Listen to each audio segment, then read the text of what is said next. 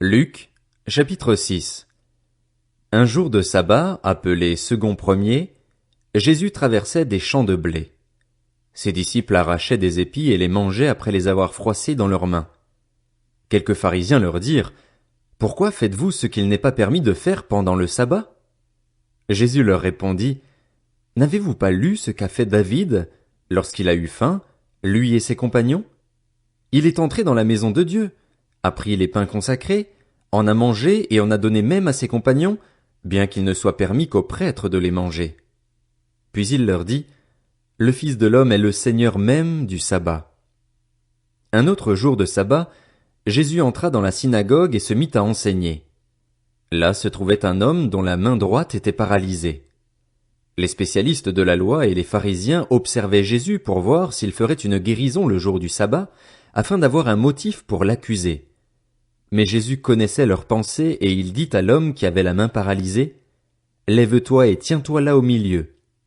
Il se leva et se tint debout. Jésus leur dit: Je vous demande s'il est permis, le jour du sabbat, de faire du bien ou de faire du mal, de sauver une personne ou de la tuer. Alors il promena son regard sur eux tous et dit à l'homme: Tends ta main. Il le fit et sa main fut guérie, elle fut saine comme l'autre. Ils furent remplis de fureur et se consultèrent pour savoir ce qu'ils feraient à Jésus. À cette époque-là, Jésus se retira sur la montagne pour prier. Il passa toute la nuit à prier Dieu. Quand le jour fut levé, il appela ses disciples et il en choisit parmi eux 12 auxquels il donna le nom d'apôtres. Simon, qu'il appela aussi Pierre, André, son frère, Jacques, Jean, Philippe, Barthélemy, Matthieu, Thomas, Jacques, fils d'Alphée, Simon, appelé le Zélote, Jude, fils de Jacques, et Judas l'Iscariote, celui qui devint un traître.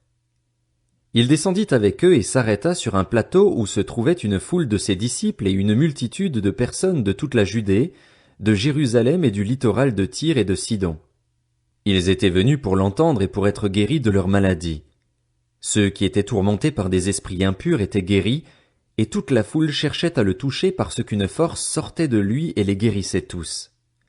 Alors Jésus leva les yeux sur ses disciples et dit: Heureux vous qui êtes pauvres, car le royaume de Dieu est à vous. Heureux vous qui avez faim maintenant, car vous serez rassasiés. Heureux vous qui pleurez maintenant, car vous rirez. Heureux serez-vous lorsque les hommes vous détesteront, lorsqu'ils vous chasseront, vous insulteront et vous rejetteront comme des êtres infâmes à cause du Fils de l'homme. Réjouissez-vous, ce jour-là, et sautez de joie, parce que votre récompense sera grande dans le ciel. En effet, c'est de la même manière que leurs ancêtres traitaient les prophètes. Mais malheur à vous, riches, car vous avez votre consolation. Malheur à vous qui êtes comblés maintenant, car vous aurez faim. Malheur à vous qui riez maintenant, car vous serez dans le deuil et dans les larmes. Malheur lorsque tous les hommes diront du bien de vous, car c'est de la même manière que leurs ancêtres traitaient les prétendus prophètes. Mais je vous dis, à vous qui m'écoutez, aimez vos ennemis, faites du bien à ceux qui vous détestent, bénissez ceux qui vous maudissent, priez pour ceux qui vous maltraitent. Si quelqu'un te frappe sur une joue, présente-lui aussi l'autre. Si quelqu'un prend ton manteau, ne l'empêche pas de prendre encore ta chemise. Donne à toute personne qui t'adresse une demande et ne réclame pas ton bien à celui qui s'en empare. Ce que vous voulez que les hommes fassent pour vous, faites-le vous aussi de même pour eux. Si vous aimez ceux qui vous aiment, quelle reconnaissance en avez-vous? En effet, les pécheurs aussi aiment ceux qui les aiment. Si vous faites du bien à ceux qui vous font du bien, quelle estime en avez-vous? En effet, les pécheurs aussi agissent de même.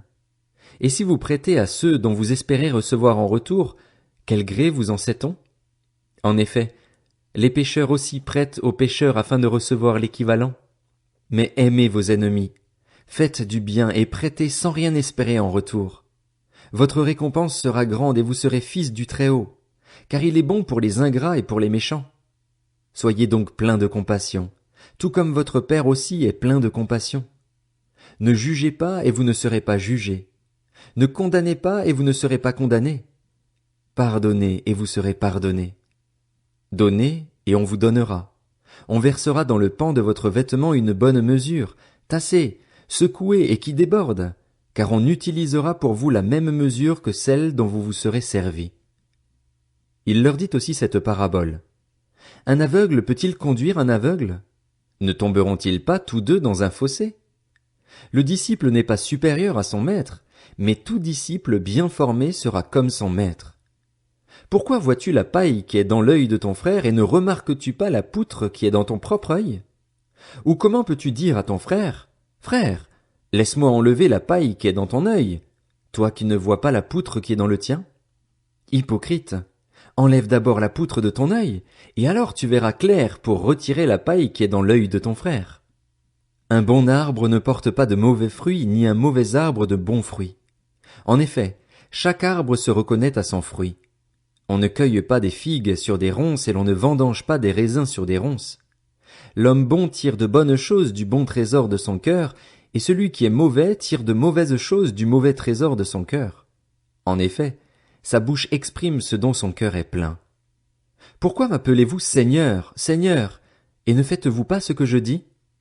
Je vais vous montrer à qui ressemble tout homme qui vient à moi, entend mes paroles et les met en pratique.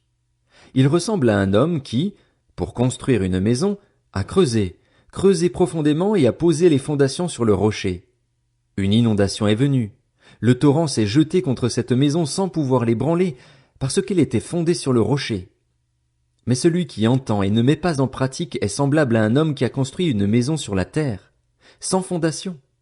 Le torrent s'est jeté contre elle et aussitôt elle s'est écroulée. La ruine de cette maison a été grande.